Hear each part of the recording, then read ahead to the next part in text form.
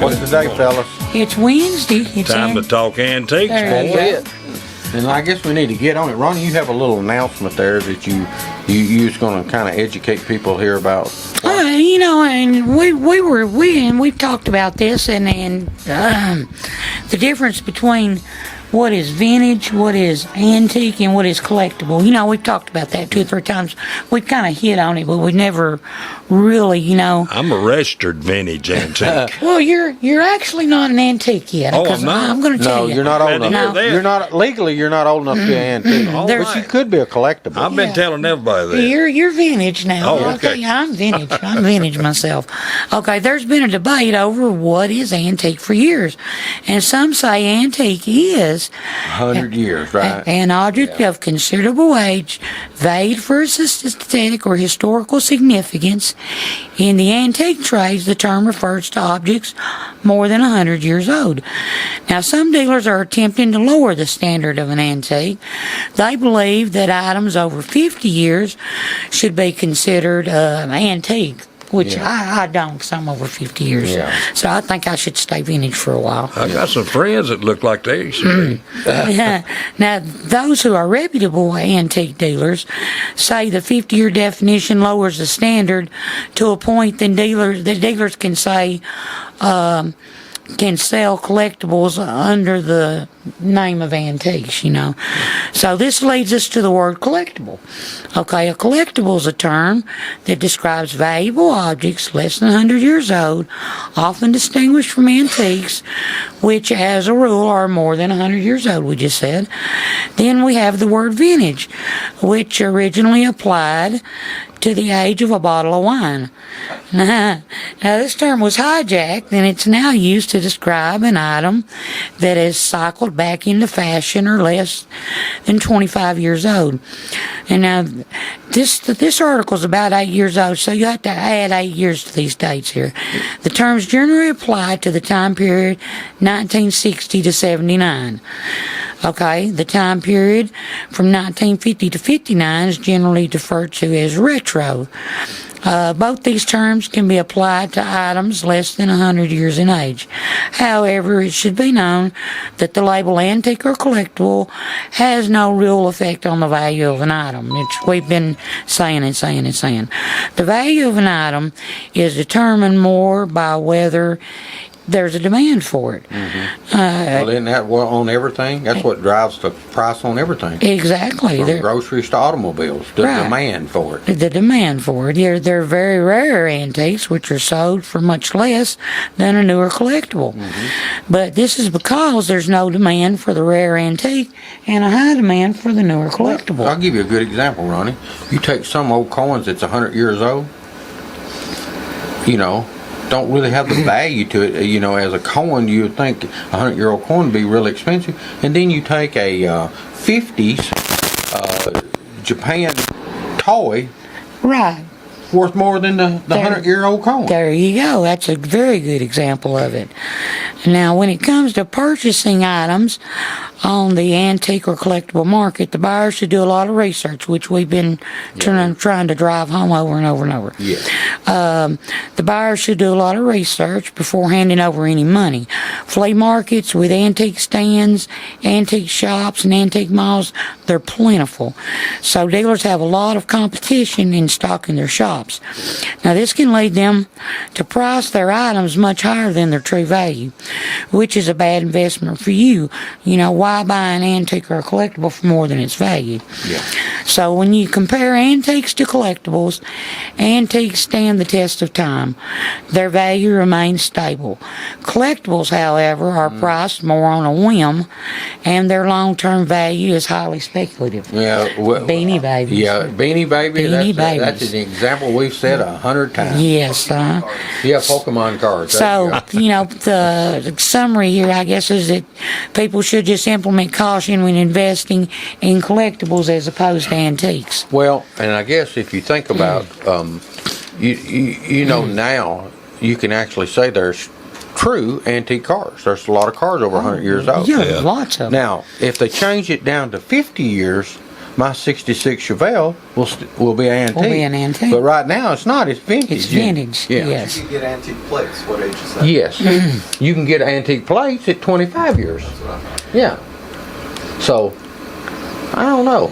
It's, But here's the thing about getting antique plates about a car.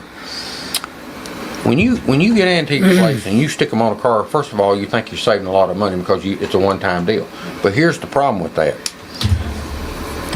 That don't mean that you can actually just drive your car around and go everywhere you want to go and like you can with regular tags. That means that car is specifically going to or coming from a show. right. That type of Only? Yeah, I mean, yes, you can't. It's not that tag ain't on there, so you can just ride around everywhere you want to. Think about it. It's a one-time tag thing where you got the vintage antique tag on it. You can't do that. Oh, okay. It's specifically going to shows and And I suppose that makes a difference in the price of the insurance too, don't Yeah. it? Well, and I got Haggerty on my Chevelle, and it cost me about $300 a year full coverage at $35,000 on it. And whereas it can be $300 a year to just liability on Right. regular insurance. Why, Lord, yeah, or more. And the reason they can do that is, number one, Depending on you're driving not record. driving that car every day. Right. Like when I was mayor, and you can do the same thing with motorcycles, get that insurance. When I was mayor, in 8 years, my Harley, my 84 Shovelhead Harley, I put less than 500 miles on it in 8 years. Now, when I retired, I had these big plans, okay? Yeah. I'm going to ride that motorcycle all the time. Well, you rode it. Last year, I serviced it, and in a whole year now, I put less than 200 miles on it.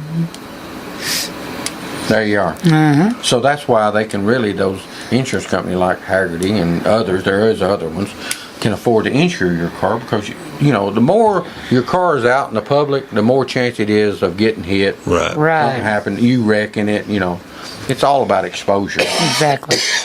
That's right. So there you go. So, got something going to talk to Well, us? how much time we got for our first break? 7 minutes. 7 minutes. Well, I think you've got time to. Here's the big news, folks. Okay, yeah, all right, here it is. American Pickers coming to Tennessee, back to Tennessee. Again, they've been here Again, before. Yeah, and they have a store in Nashville, don't they still? Or have they closed that? Huh? They still have the store Oh in no, Nashville? they still have it. I thought and they doing did. well with it. Yeah. They sell a lot of t-shirts there. Mike Wolf and Frank Fritz and their teams are excited to return to Tennessee. They plan to film episodes of the hit series American Pickers throughout Tennessee, with filming scheduled for April of 2016. That's good for them, because they don't have as far to carry the Yeah. stuff, They can just take it to Nashville, put it in the store, and Yeah. there they go. American Pickers is a documentary series that explores the fascinating world of antique picking on history. The hit show follows Mike Wolf and Frank Fritz, two of the most skilled pickers in the business, they say, as they hunt for America's most valuable antiques. Maybe they don't know about us yet. We need to go down and talk about From it. motorcycles, classic Might have cars, to. and bicycles to one-of-a-kind vintage memorabilia. As they hit the back roads from coast to coast, Mike and Frank continue their mission to recycle America by rescuing forgotten relics and giving them a new lease on life while learning a thing or two about American history along the way. Okay, now American Pickers is looking for leads and would love to explore your buried treasure. They're on the hunt for characters with interesting and unique items. Some of what they look for are vintage bicycles, toys, unusual radios, movie memorabilia, advertising, military items, folk art, pre-50s westerns, and I thought there was a little more to that. Yeah, there is. Early firefighting equipment, vintage musical equipment, automotive items, and clothing. They're always excited to find things they've never seen before and learn the story behind it. So if you or someone you know has a large private collection, they just want you to send them your name, phone number, location, and description of the collection with photos to American Pickers at Cineflix.com or call 855-OLD-RUST. Well, now, I'll tell you what, that would probably be a good thing for you, Ray. Let them come and do a show about There your you go. dad's. Yeah, BR 549. Here, take that. You Pre- could give there you him a go. call. Pre-50s Westerns. Yeah. BR 549. Well, you got Or the music. Well, the music side of it, items. and that's what they want. Yeah. You've got all those suits, and of course you don't want to get rid of your guitar, but there's probably some things you might sell. Yeah, I'd have to talk to all the youngins first, and that'd be a hazard. Well, you've got enough stuff there for them to make you a got a good museum show out of. yourself. Yeah. You might want to, well, and I'll tell you something, they like to just come down and look at stuff and maybe buy a few things, but they could actually do a show, about your father. He'd probably want to give it to him. Well, you don't have to. Yeah. Nah. You can always say, no, it's not high, I can't sell it for that. That'd be part of the show, Ray. You could say You that. sitting there haggling with them Yeah. over the price. I can't sell it for that. Yeah, well, we might send them on down here to our TV radio show. Well, now too. here's the thing We're now. all antiques almost. Yeah. They'll bring the girl in if you don't want to give them. Well, if and you I don't hadn't want to buy seen the from show, them. so I might want to be involved in that too. Yeah. Yeah. Well, anyway, so much- they're coming to Tennessee again. I mean, they've been here before a few years ago. Yeah. And of course, they travel all over. They've actually went to Europe before. Oh, I never saw that. Yeah. And I watched the show some. Of course, I watch all kinds of shows that has something to do with antiques. I even watched the Antique Roadshow on Channel 8. And I watched like the it once in a pictures. while. Oh, And no, I that's watched big in Europe right now.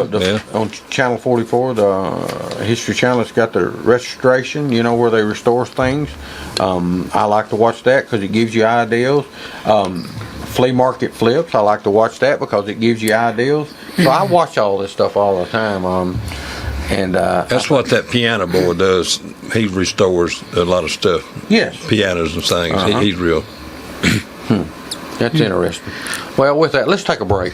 When we come back, we'll get started. Do you need a part for your car that the dealer just wants too much money for? Well, bring your toolbox and pull the part yourself for huge savings at the CFC Auto Salvage Pick and Pull on Highway 55 between Tullahoma and Manchester. No walking through waist-high weeds here. All of our vehicles are located in our graveled parking lot, up on blocks with room to work. We stock hundreds of cars and trucks, foreign and domestic, new and old, with new vehicles added weekly. You can even search our entire vehicle inventory online. And if your old vehicle gives up the ghost, bring it by. We offer top dollar for your salvage vehicle. Open to the public 7 days a week until dark, so there's plenty of time to come by. That's CFC Auto Salvage Pick and Pull.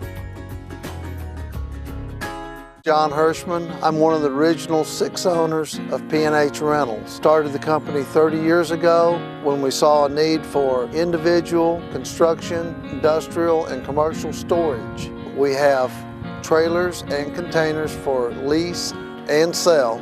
Our physical location is 2947 Old Manchester Highway, Tullahoma, Tennessee.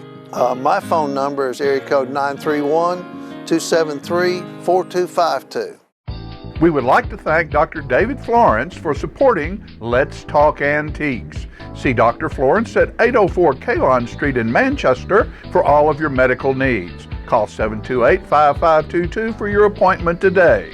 Most insurances accepted. The Jiffy Burger on the Hillsborough Boulevard in Manchester has been voted as having the best hamburgers in Manchester. Hometown atmosphere, historical memorabilia, and of course those great burgers, salads, chicken, and so much more. It's the Jiffy Burger on the Hillsborough Boulevard in Manchester. Call in orders at 728-4452. You can also order at the convenient outdoor curb service. Hamburgers are made the old-fashioned way at the Jiffy Burger, Manchester's finest hamburgers. Open 7:30 until 9, Monday through Saturday. Madeline's Antiques and Uniques at 6107 Murfreesboro Road in Manchester has been helping collectors find just the right thing since 2008. With 40 quality dealers and a constantly changing inventory of collectibles from the 1800s to the present, they have many unique items in the store and new things coming in daily. Are you looking for the perfect lamp or clock to finish your collection? A vintage lunchbox from your childhood? Well, you can find that plus any number of other unique items in their huge building. With their easy access off I-24, they meet many travelers from around the world and just around the corner that come to buy and sell antiques, or just to stop and have a free cup of coffee and a cookie while browsing around the store. Come visit owner Madeline Kemp and travel back in time at Madeline's Antiques and Uniques. So many memories.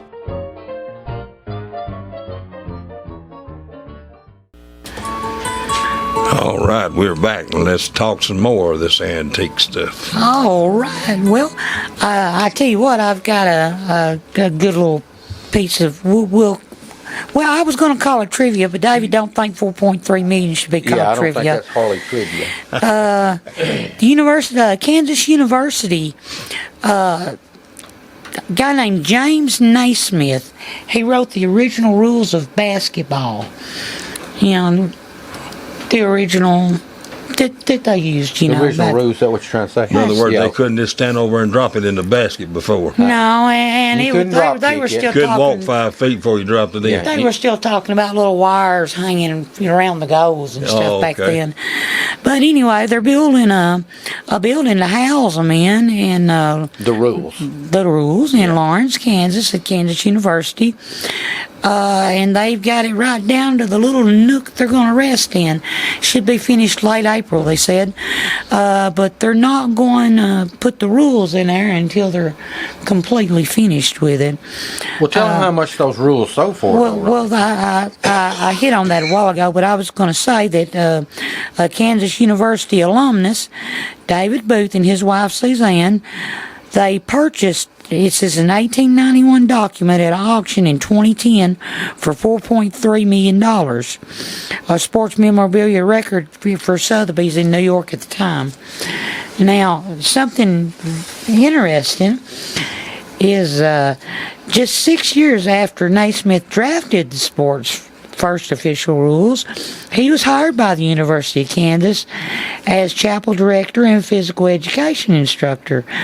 And the same year, the men's basketball program officially began, and Naismith became the coach. In these early days, the majority of their games were played against nearby YMCA teams. And Naismith was ironically the only coach in the program's history to have a losing record.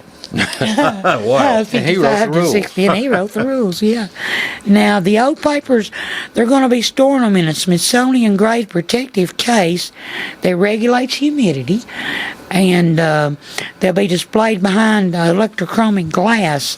That's this What kind of glass? electrochromatic. That's like this glass that's opaque. It's like a white or something. You push a button, Yeah. and then it becomes clear. Look it up. Yeah. I thought that was, to protect them from the light. Yeah. If Well, you light- can walk up there and view it, light Believe will it or not, destroy it. light will destroy documents. The UV rays will absolutely If you don't, destroy I've got an article, where a company coming and they done a show, FX Collectibles. Okay, so this guy takes a ledger sheet after they come and done. This was a live show at the restaurant. So he takes a ledger sheet, a piece of paper, and he wrote me a really nice letter about how he enjoyed coming and all that stuff. So I frame it up, and it's at the restaurant now. And I frame it up with the news article and all that. And so that was about 95, so 20 years later, you can barely read it now. Yeah, well, you could. Because of just from the fluorescent light. Yeah, Wow. and you could take that paper right there, lay it on the dash of your car or truck, and what do you think it'd look like in a month or two's time? Yeah. They turn. Well, I mean, But anyway, for $4.3 million, I believe I'd want to protect it from the light. Well, and I've learned, I've got a lot of signatures, and I've learned not to let them have a direct light, from Right. sun and stuff. Like I said, though, this letter that he wrote me, it's never been in direct sunlight, but just from the fluorescent. Yeah. So even fluorescent lights are harmful. Yeah, they'll absolutely ruin those documents. Absolutely ruin them. Well, I guess that's the reason the vampires had to stay in the dark. eh? yeah, that's it. Do you think that's the reason? Yeah. They didn't want to turn? What you got now? Excuse me. Millie Zeta fortune-telling machine brought $213,500 For a fortune telling machine? for a fortune-telling I do machine. have one, but it's not no $200,000. It's more like $1,200. Now this looks like a little box. It's about this tall. It's got a little fortune Now, teller. now you doing that? You're I'll doing walk that you for the right into TV, that, but what didn't I? about radio? How tall is about this tall? I About would 3 guess foot tall? I would guess it to be somewhere between You got to keep in mind that the radio listeners can't see your hands. 24, 30 inches tall, Okay. and then it's got a little sign above it that's another 6 or 8 inches Okay. tall. It's got a fortune teller. It looks like she's sitting in front of a window, and you put a penny in there and you crank it, and it's sitting on a stand. Looks Sitting- like it's about 3 foot tall. The Ma- stand made- itself. yeah, I'd say you're about right. Looks like it's a cast iron stand. Yeah. But it says Millie's Eat a Fortune for 1 cent. And you put your penny in there and crank it, and she gives you a fortune. I remember when I was a kid in the mall, in these little stores, they used to have these scales or something Yeah. like you would stand I've got- on, and I've it got would some of those. flip one of those Tells you out. weight to you. and fortune. Weight and fortune, yeah. I got some. I tell you what, that stuff's on the return. Yeah. Oh, Big I'm telling you. time. Yeah. This Millie Zeta seems to be the one they're looking for. There's another one in here. Oh, now this was only expected to bring $30,000 to $50,000 Is that all? when they sold it. It was estimated at 30 to 50. And what did it bring? Brought $213,500. So much for estimations. Now here's one right beside it. It's a little narrower, and it's a little bit shorter, but it's called Puss in Boots Fortune. Puss in Boots Thin Your Fortune is what it says on it. Now it brought. Let me see how much did that one. That one brought $97,600. Now they've got another one here. This is a 1901, and it's 25 cent.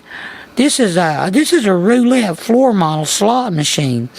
It was in working condition, and it was labeled as having a full restoration, completed in 1987. And it brought $158,600. Now this looks more like a little piece of furniture to me. Yeah. It's Octagon, isn't it? well, yeah, looks kind octagon. of octagon shape in the front and rounded at the back. Yeah. Would be a good description. Okay. Sitting on clawed legs, and it's got a crank on the side, and it's got looks like a little fence on the top of it. Those clawed legs are also looks like cast iron. Well, yeah, they are cast iron. I would just about guarantee it. Yeah. But that $158,600, I'd like to run up on a couple of those. Yeah. Well, I was going. Oh, let me get. You don't know where I'd go find one at for $200 or $300 I could buy today, do you? Well, let's look. I'm gonna find one. Now, I'll tell you what. While you're looking, then, that got my attention, and I looked up a little history on these antique and vintage slot machines.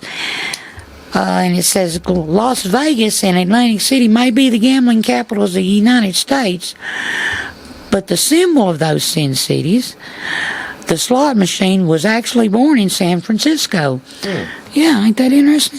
The first nickel slot was created in 1893 by an inventor named Gustav Schultz, whose horseshoe game paid 2 nickels if the wheel landed on one of 10 horseshoes. Customers got a free drink if they landed on a joker, and the remaining 14 out of 25 symbols were worth nothing. So, you got this in a bar, I mean, you might get a drink. Or Charles Fay, a friend of Schultz's, made his own version of horseshoes in 1894, and his breakthrough game, known as the 41144, followed in 1895. Built in his basement and using wood that happened to be lying around the cabinetry, the first 41144 was installed in a local station. Thanks to the enthusiastic response, he built several more, and by 1896, he was devoting himself full-time to manufacturing those slot machines. The modern era of the slot machines arrived in 1898 when Fay created the card bill, the first machine able to pay winnings to customers automatically. And the name evolved in 1899 into the Liberty Bell, and there's only 100 of them were made.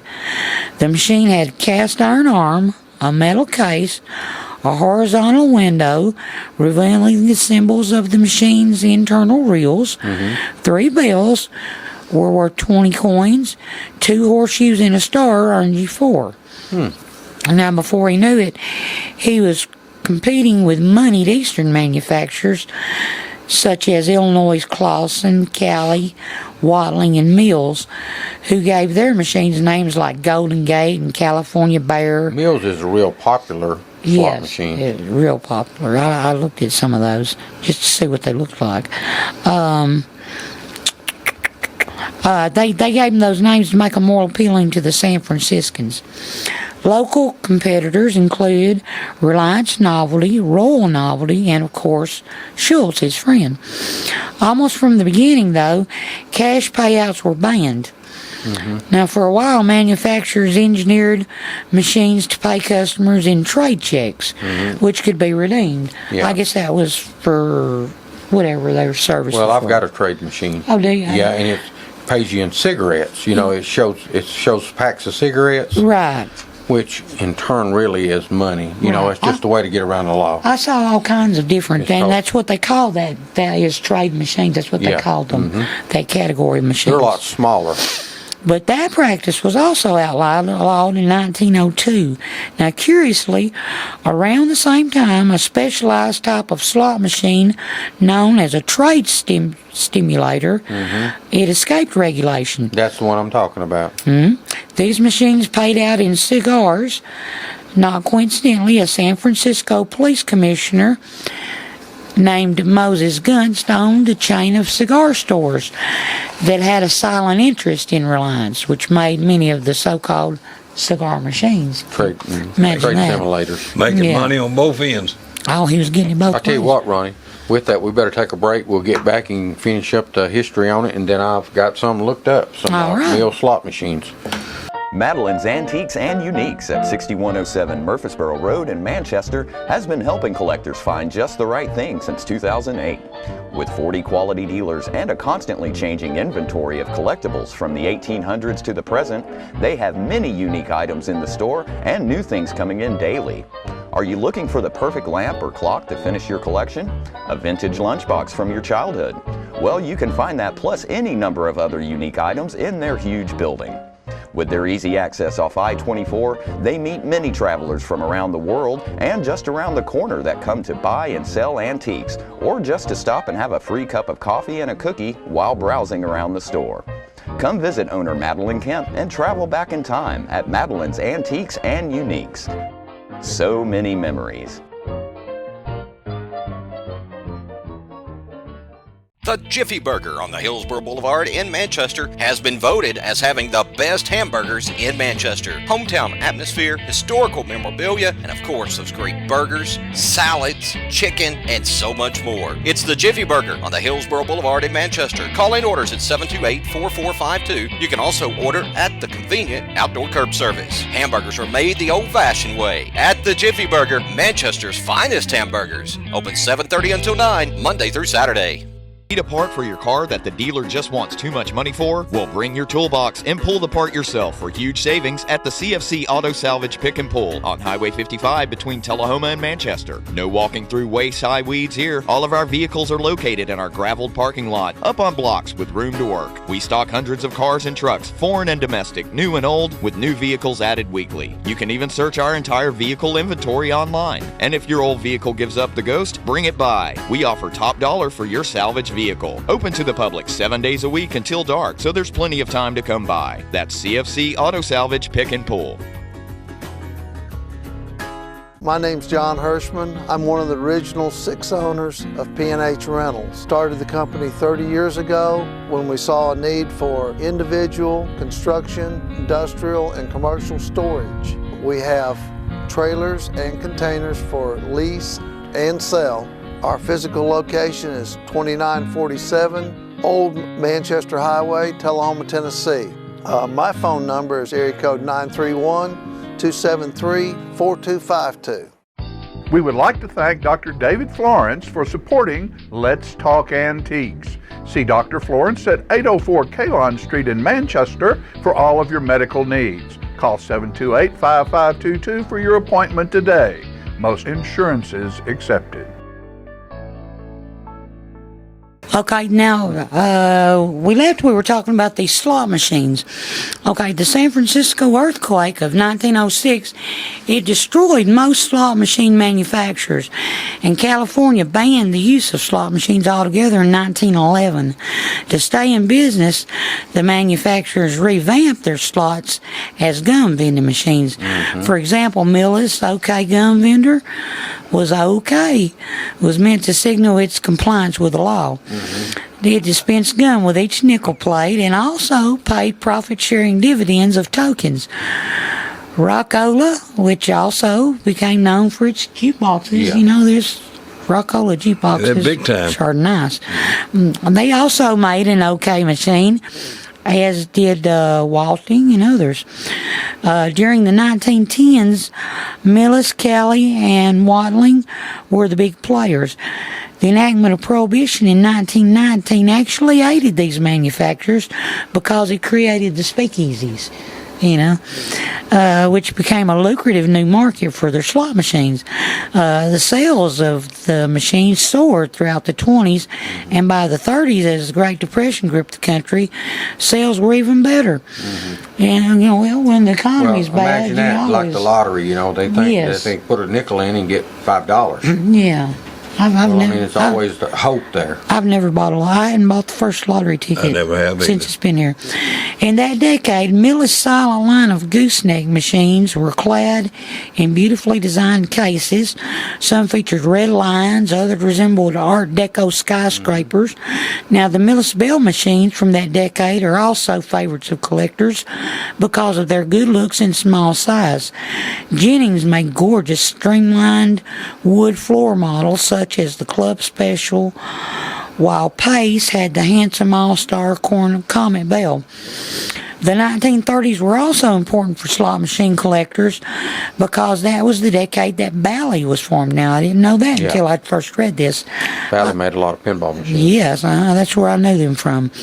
When it was founded in 1931, Bally began making amusement games such as pinball and horse race machines. In a foreshadowing of things to come, in 1938, Bally devised the double bell, which allowed the customer to play a nickel slot on one side and a quarter on the other side. Now, I saw one of those. During World War II, slot machine manufacturers shifted their attentions to the war effort.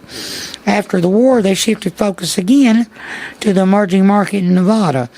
Gambling had been legalized there on a county-by-county basis in 1931, but things took off after changes in tax and licensing laws were passed in 1945. Virginia Street in Reno and Fremont Street in Las Vegas quickly became gambling centers, and manufacturers rushed to create machines for this hungry new market.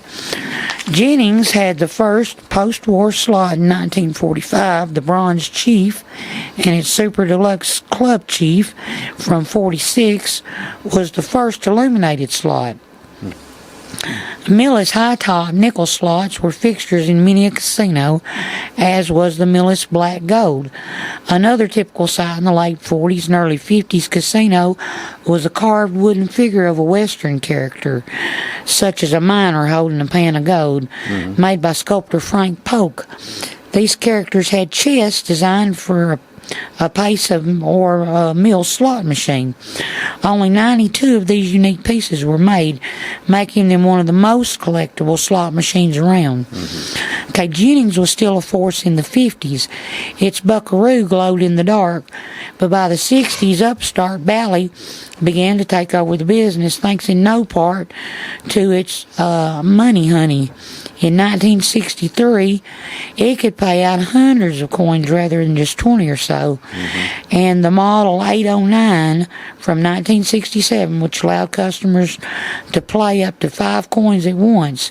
Jennings countered in 67 with slots such as the Indiana, and Millis introduced a solid-state machine called the Mark 7 in 1970, but neither had Bally's multifunction features.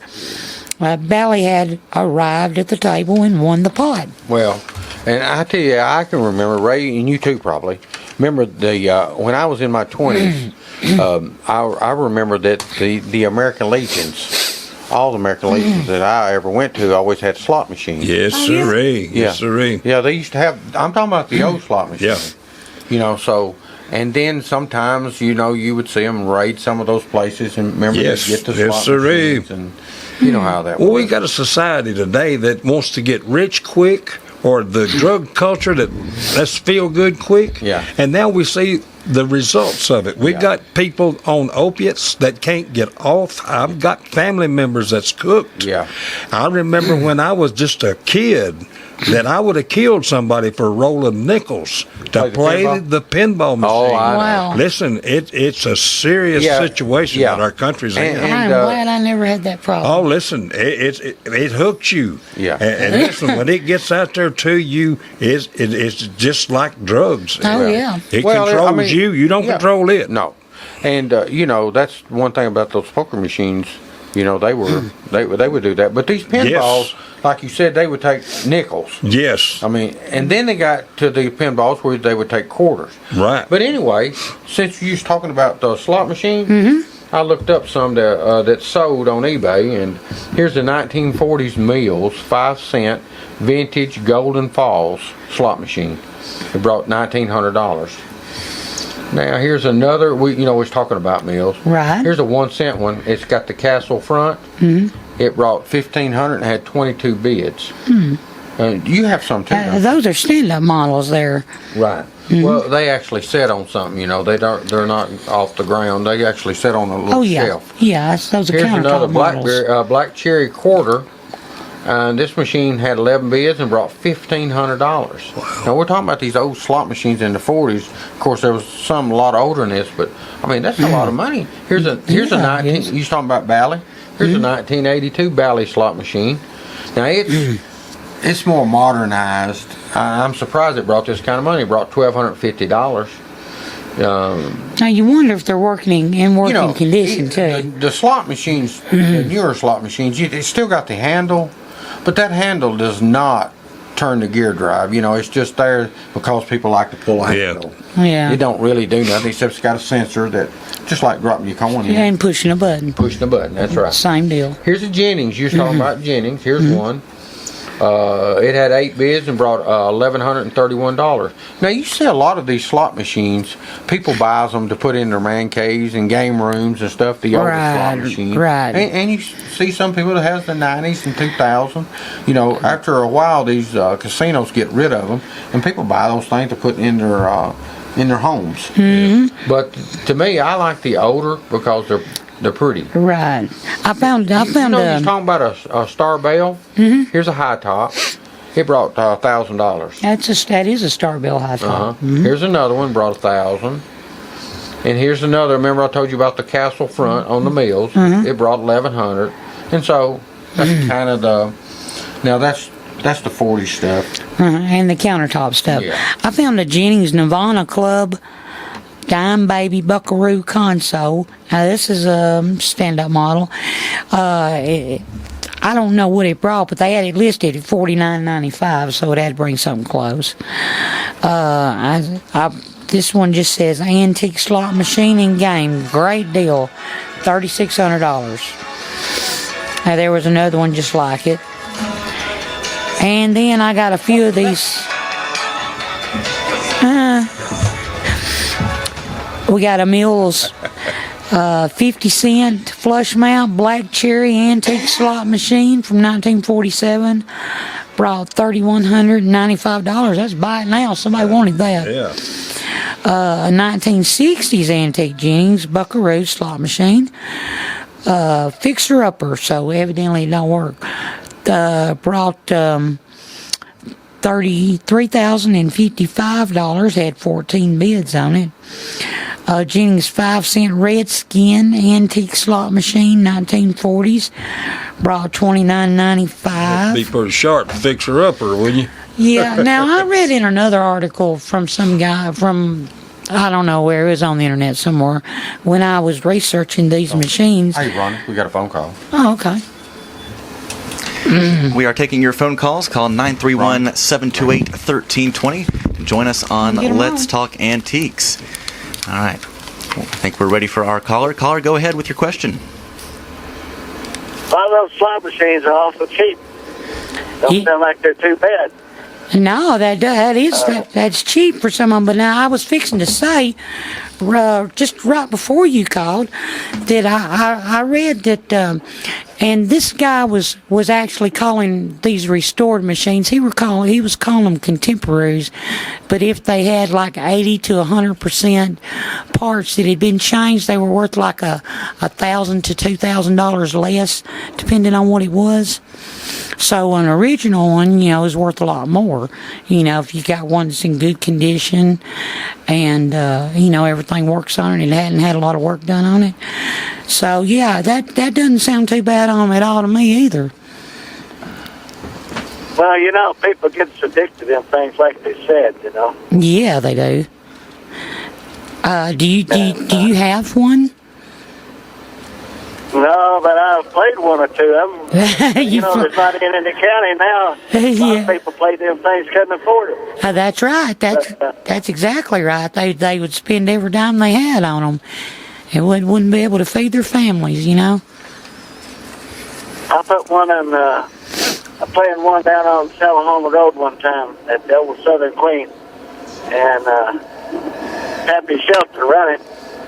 And I got $5 in quarters, and I put them in there. I looked down there, and somebody had broken the plate and got the jackpot. Good Lord. They wanted it, didn't they? So I went around and told Pappy, I said, hey, somebody broke that machine. His wife, she's there too. She excused me doing it. He said, no, I know him. He didn't do it. Yeah, but I'll tell you one thing. The county has got rid of all the poker machines, I guess, in the county now. Yeah, and I myself think that's a good thing.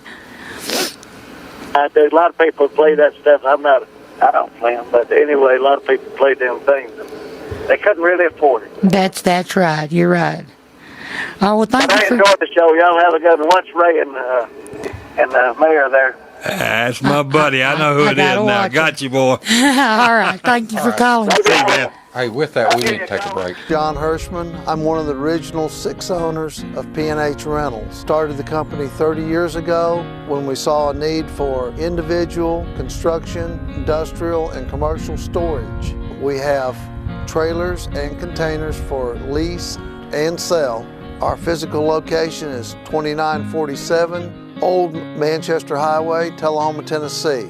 My phone number is area code 931-273-4252. The Jiffy Burger on the Hillsborough Boulevard in Manchester has been voted as having the best hamburgers in Manchester. Hometown atmosphere, historical memorabilia, and of course those great burgers, salads, chicken, and so much more. It's the Jiffy Burger on the Hillsborough Boulevard in Manchester. Call in orders at 728-4452. You can also order at the convenient outdoor curb service. Hamburgers are made the old-fashioned way at the Jiffy Burger, Manchester's finest hamburgers. Open 7:30 until 9, Monday through Saturday. Madeline's Antiques and Uniques at 6107 Murfreesboro Road in Manchester has been helping collectors find just the right thing since 2008. With 40 quality dealers and a constantly changing inventory of collectibles from the 1800s to the present, they have many unique items in the store and new things coming in daily. Are you looking for the perfect lamp or clock to finish your collection? A vintage lunchbox from your childhood? Well, you can find that plus any number of other unique items in their huge building. With their easy access off I-24, they meet many travelers from around the world and just around the corner that come to buy and sell antiques, or just to stop and have a free cup of coffee and a cookie while browsing around the store. Come visit owner Madeline Kemp and travel back in time at Madeline's Antiques and Uniques. So many memories.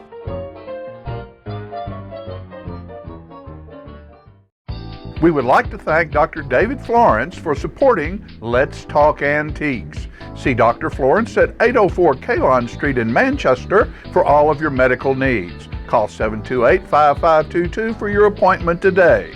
Most insurances accepted.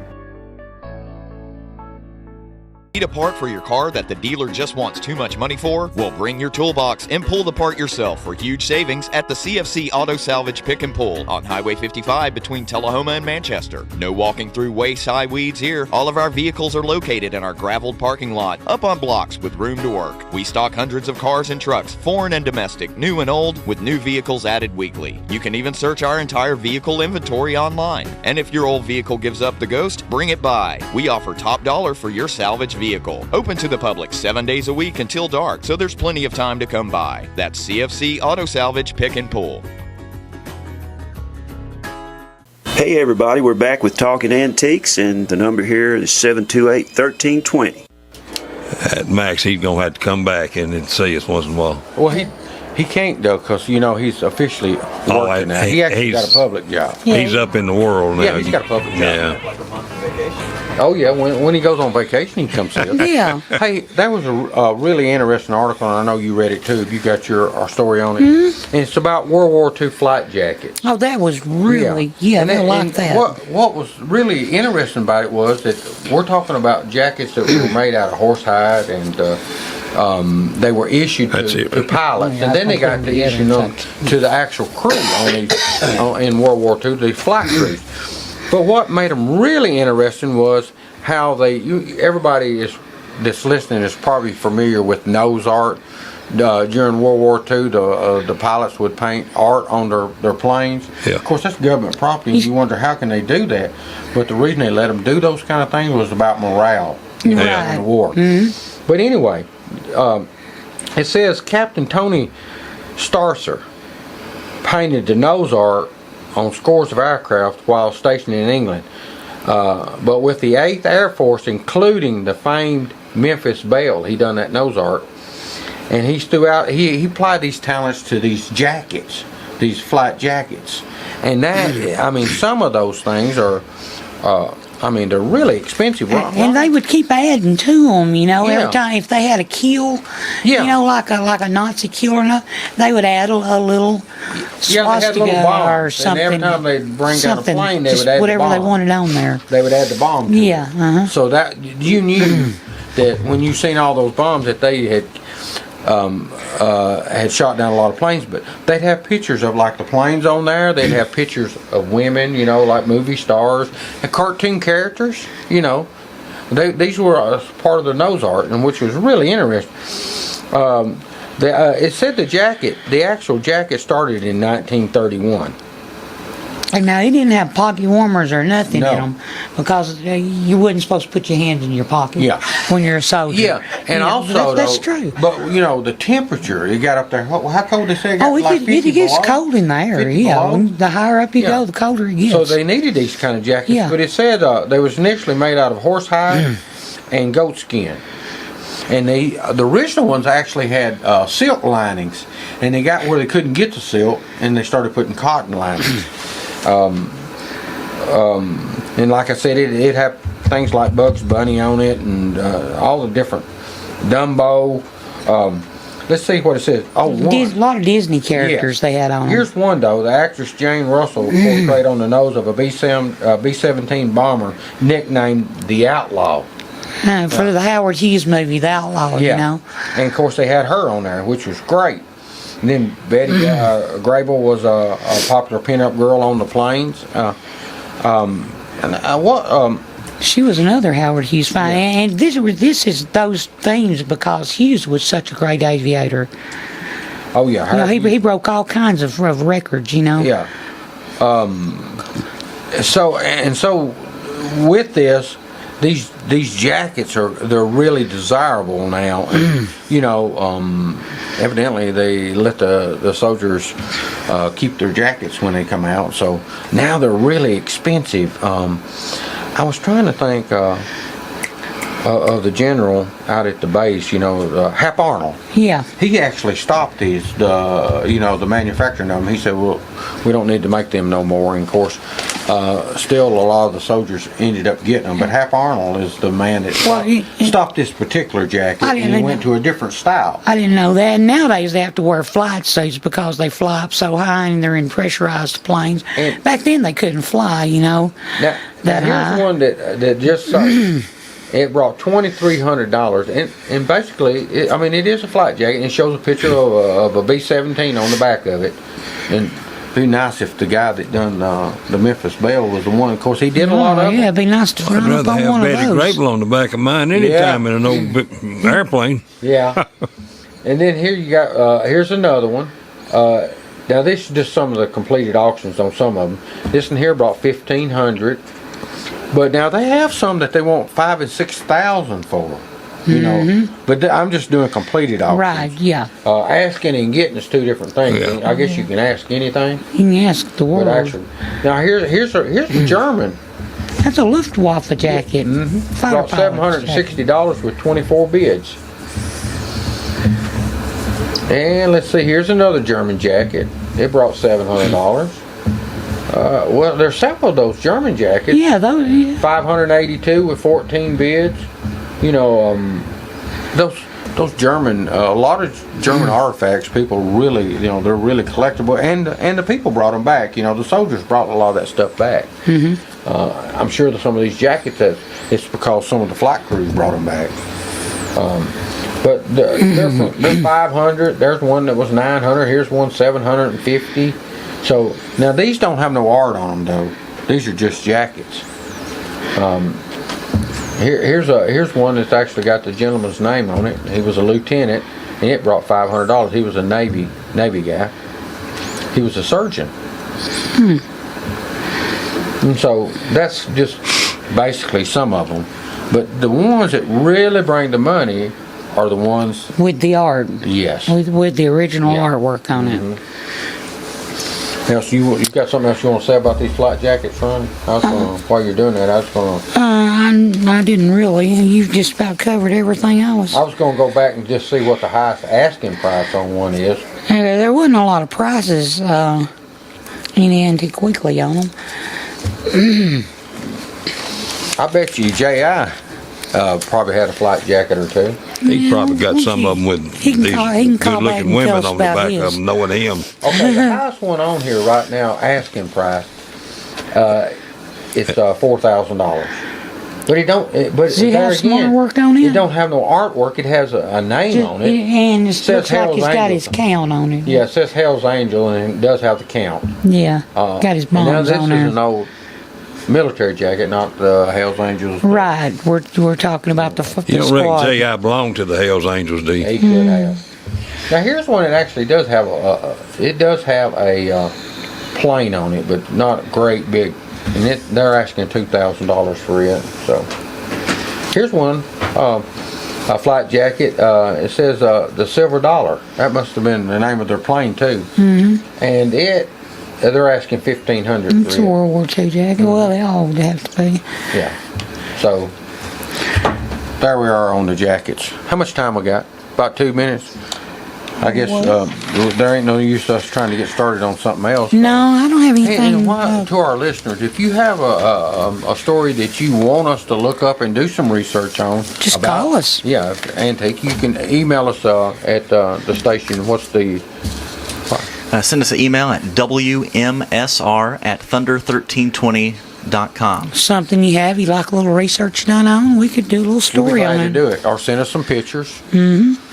Whatever, and we'll do the research on it. We have several other things, but nothing we can cover in a minute. No, we got several other. Yeah.